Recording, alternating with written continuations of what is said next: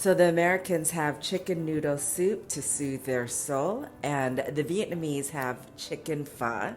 So this is a great option for those who don't really eat beef but don't want to miss out on the yumminess of pho. And what's nice about this recipe is that it still has the complexity of the original pho.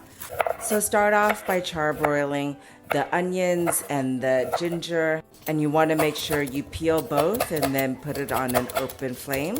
And I like to charbroil mine quite a bit. People always seem to think that pho is very difficult to make, but it actually isn't. I think this part that intimidates them is that it takes a few hours. You're going to want to stuff the chicken with slices of ginger and green onions.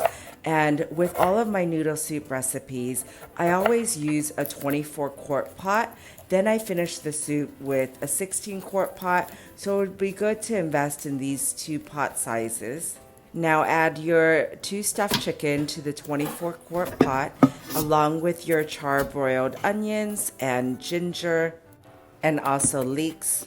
And what's different with the chicken pho as opposed to the beef pho is that I like to add a very subtle citrus flavor to my broth. I achieve that by adding a whole lime peel, and I love adding cilantro stems to my chicken pho broth. Cut up the green onions into 1-inch pieces, and you'll also add that to the broth.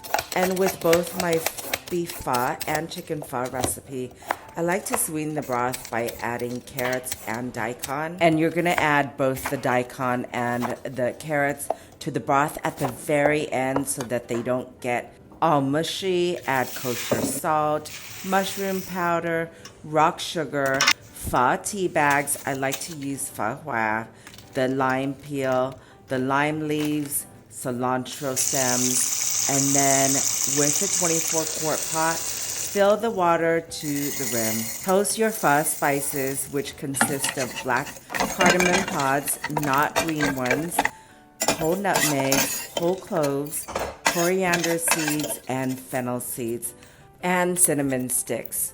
The difference between the beef pho and the chicken pho is that the chicken pho doesn't need as much of the pho spices as you would in the beef pho. In the last 30 minutes of the 2 hours of simmering, you're going to add the carrots and the daikon. Then once you are done cooking, you're going to remove the whole chicken by immersing them into an ice water bath along with the carrots and the daikon so they don't overcook. Then remove everything else from the broth and throw them away. And I like my pho broth to be super clear, so I strain it one more time. Shred your chicken. The Vietnamese love to dip their chicken in a fish dipping sauce that has ginger in it. It just really brings out the flavor of the chicken, just complements it so well. Prepare your chicken pho bowl. When eating chicken pho, I like to use the wide pho noodles. Pour the broth and add whatever garnish you like. I like to use chopped green onions with cilantro, along with slices of yellow onions and basil and bean sprouts and jalapenos and a squeeze of lime. And dip the chicken in the ginger fish dipping sauce. Enjoy.